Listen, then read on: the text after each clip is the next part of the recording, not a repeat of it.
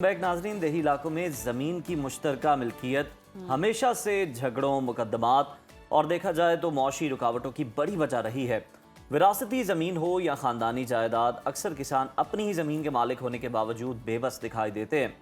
ना वो कर्ज ले सकते हैं, ना ज़मीन को बेच सकते हैं, ना ही उस पर सरमायाकारी कर सकते हैं। और ऐसे में हुकूमत पंजाब का पल्स प्रोजेक्ट है क्या? ये मंसूबा ज़मीन की तकसीम और रिकॉर्डिंग का अमल कैसे आसान बनाता है, और क्या अब हर शरीक मालिक को अपनी ज़मीन पर वाज़ेह और मुकम्मल हक मिल सकेगा? इन्हीं अहम सवालात पर बात करने के लिए हमारे साथ आज मौजूद हैं legal specialist project Waqar Mushtaq Toor साहब। वेलकम टू सुनो पाकिस्तान। बहुत शुक्रिया आपके वक्त का। सर, सबसे पहले तो ये बताएं कि जो पल्स प्रोजेक्ट है क्या और इसका बुनियादी मकसद क्या है?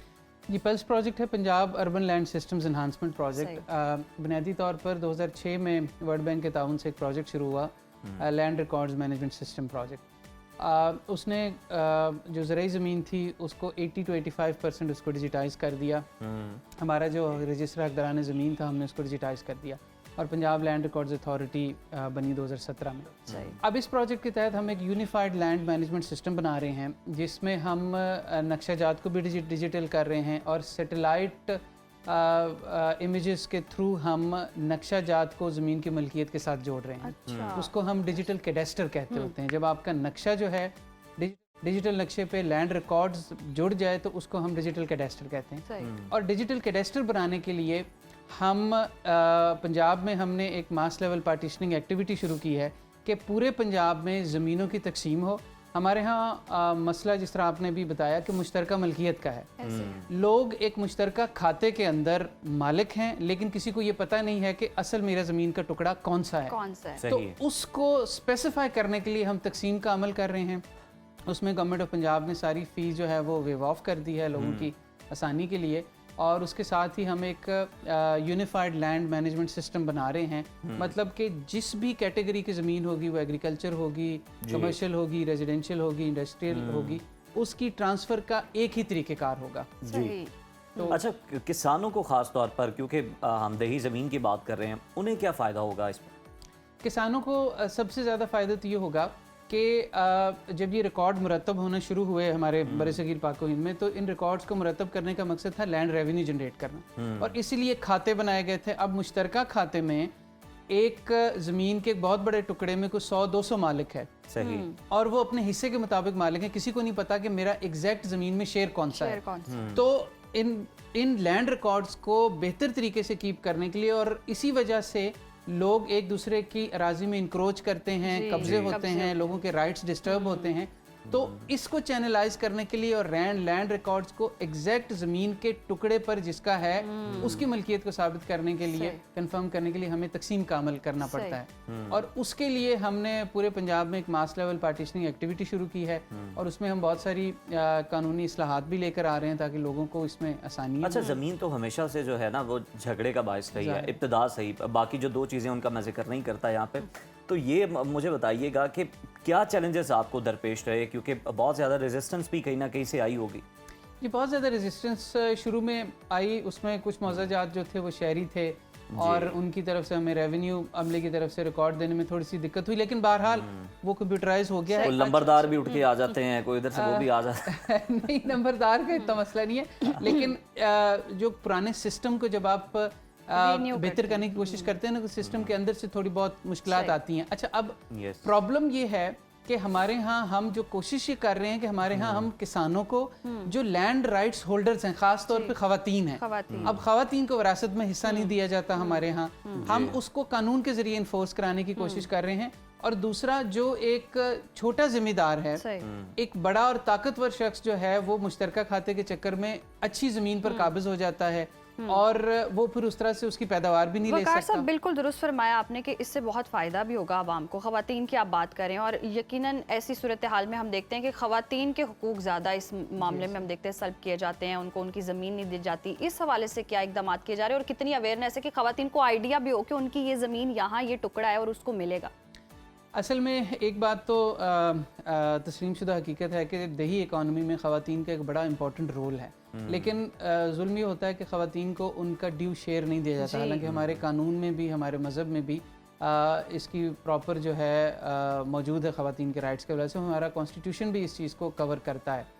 अच्छा, अब इसके लिए कानून के अंदर 2011-12 में एक तरमीम की गई, एक प्रोविज़न डाली गई which is 135A of the land revenue act, कि जैसे ही तकसीम का वरासती इंतकाल होगा, ख़वातीन को ज़्यादा वरासती ही ज़मीन ज़ाहिर आती है, तो वरासती इंतकाल जैसे ही होगा तो साथ ही ज़मीन की तकसीम का अमल शुरू हो जाएगा। जहाँ पर तो ये अवेयरनेस नहीं है, वहाँ पर साल साल ये लटका रहता है मामला और ज़मीन मुश्तरका खाते में वो रहती है।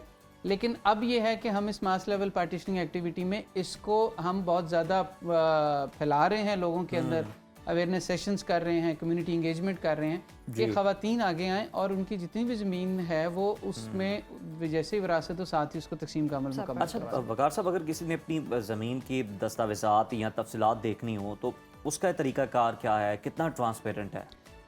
ज़मीन की अगर हम दही ज़मीन की बात करें तो वो तो हमारी पंजाब लैंड रिकॉर्ड्स अथॉरिटी की जो ऐप है ऑनलाइन, आप किसी भी वक्त अपनी तफसीलात दे के ज़मीन की फ़र्द हम उसको बोलते हैं which is extract of the record, वो आप किसी भी वक्त वहाँ से डाउनलोड कर सकते हैं, वो सारा ऑनलाइन है। साथ ही हमने 1947 से लेकर अब तक जो रजिस्ट्रियाँ होती थी, जो रजिस्टर्ड डॉक्यूमेंट्स होते थे, उनको भी हमने कोई 92-94% जो हमें रिकॉर्ड रूम्स में दस्तियाब मिली, उन सारों को हमने स्कैन कर लिया है। सही। तो अब रजिस्टर्ड डॉक्यूमेंट्स भी और आप हमारा जो लैंड रिकॉर्ड्स है हम उसको ऑनलाइन एक्सेस कर सकता है कोई भी शख्स, और उसको ऑनलाइन उसकी कॉपी को डाउनलोड कर सकता है। सही। वकार साहब, जिस तरह से आपने ये सिनेरियो पूरा बताया है और रिकॉर्ड भी रहेगा, ये डेटा कलेक्ट करने में क्या दुश्वारी रही और टेक्नोलॉजी का कितना इसमें बड़ा रोल रहा है, और दूसरा ये कि ये देही इलाकों तक ही महदूद है या शहरी जो इलाके हैं वहाँ भी लोग जो हैं फ़ायदा उठा सकते हैं? जी, जहाँ तक तो डेटा कलेक्ट करने की बात है, तो जहाँ तक लैंड रिकॉर्ड्स की बात है वो तो डेटा हमारे पास ऑलरेडी मौजूद था, हमारे पास पर सरकार की सूरत में जो हमारा जमाबंदी है वो सरकार के पास कलेक्टर्स ऑफिस में मौजूद होती है, तो उसको स्कैनिंग और डाटा एंट्री का काम किया गया और वही जो हमारा फॉर्मेट है जमाबंदी का उसको कंप्यूटराइज किया गया। कंप्यूटराइज। अब अगले मरहले में हम एक चूंकि यूनिफाइड लैंड मैनेजमेंट सिस्टम बनाने जा रहे हैं, और आपने शहरी इलाकों का जिक्र किया, तो हम एक यूनिफाइड लैंड मैनेजमेंट सिस्टम हम हर तरह की प्रॉपर्टीज को वो डील करेगा। और उसके लिए हमने, ताकि ये जो एम्बिग्विटी है ना लोगों में कि मैंने मेरी एलडीए में प्लॉट है तो किस तरह ट्रांसफर होगा, मेरी जमीन है कान्ने में तो वो किस तरह ट्रांसफर होगी, तो एक ही यूनिफाइड लैंड मैनेजमेंट सिस्टम होगा। उस पर हम काफ़ी हद तक नेक्स्ट जनरेशन एक सॉफ्टवेयर बना रहे हैं, उस पर वर्किंग कर चुके हैं, और साथ ही अभी हम एक हाउसिंग सोसाइटीज़ मैनेजमेंट सिस्टम जो है उसका आगाज़ कर चुके हैं।